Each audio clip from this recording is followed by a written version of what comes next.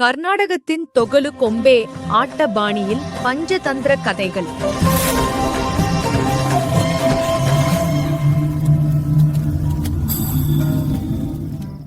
இரவின் நட்சத்திர வானின் கீழ் விளக்குகள் ஏற்றி தவில் ஒலிக்கத் தொடங்குகிறது. இப்போது கேட்டிருங்கள்.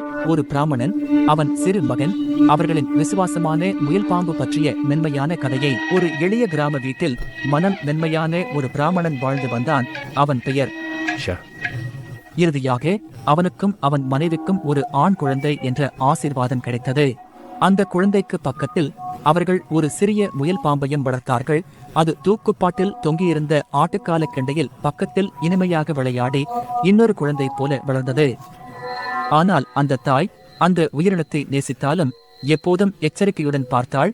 ஒரு நாள் அது தூங்கிக் கொண்டிருக்கும் தன் மகனுக்கு ஏதாவது தீங்கு விளைவிக்குமோ என்ற பயம் அவளை விட்டு போகவில்லை. ஒரு காலை அவள் தண்ணீர் எடுக்க தன் குடத்தை எடுத்து கொண்டு சென்றாள். பிச்சை பெற பிராமணன் வெளியே இருந்ததால் தூங்கிக் கொண்டிருந்த குழந்தையை முயல் பாம்பின் பாதுகாப்பில் விட்டுச் சென்றாள். குழந்தை அமைதியாக தூங்கிக் கொண்டிருக்க நீண்ட கருப்பு பாம்பு ஒன்று தரையில் அமைதியாக விழுந்து கொண்டே வந்து ஆட்டுக்கால கெண்டையை நெருங்கிய போது அதன் தீமை மெதுவாக உயர்ந்தது. உடனே அந்த தூய்மையான சிறு முயல் பாம்புக்கும் குழந்தைக்கும் நடுவே பாய்ந்து நின்றது. விளக்கின் ஒளி வீசும் தரை முழுவதும் ஒரு பதட்டமான சுற்றுப்போட்டி தொடங்கியது. மிகுந்த தைரியத்துடன் அந்த விசுவாசமான முயல் பாம்பை வென்று அதை அங்கு இருந்து ஓட கட்டாயப்படுத்தியது. குழந்தை ஒரு சிறிதும் காயமின்றி பாதுகாப்பாக இருந்தது. ஆனால் போராட்டத்தால் முயல் பாம்பின் வாய் தன்னுடைய செயலில் பெருமை கொண்டு முயல் பாம்பு கதவுக்கு துள்ளி ஓடி தண்ணீர் குடம் ஏந்தியபடி பாதை வழியாக வீடு திரும்பிய தனது அம்மையாரை மகிழ்ச்சியுடன் வரவேற்க தயாராயிற்று.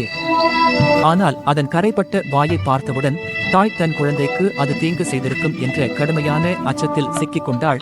அந்த கணத்தில் யோசனையில்லாத அவசரத்தில் அந்த விசுவாசமான உயிரினத்தை பின்னர் அவள் அவசரமாக உள்ளே ஓடி வந்தாள்.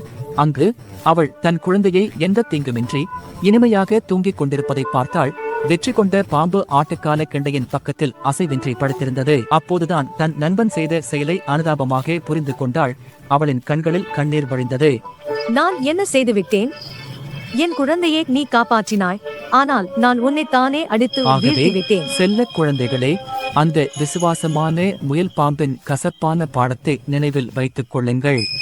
அவசரத்தில் ஒருபோதும் செயல்படாதீர்கள்.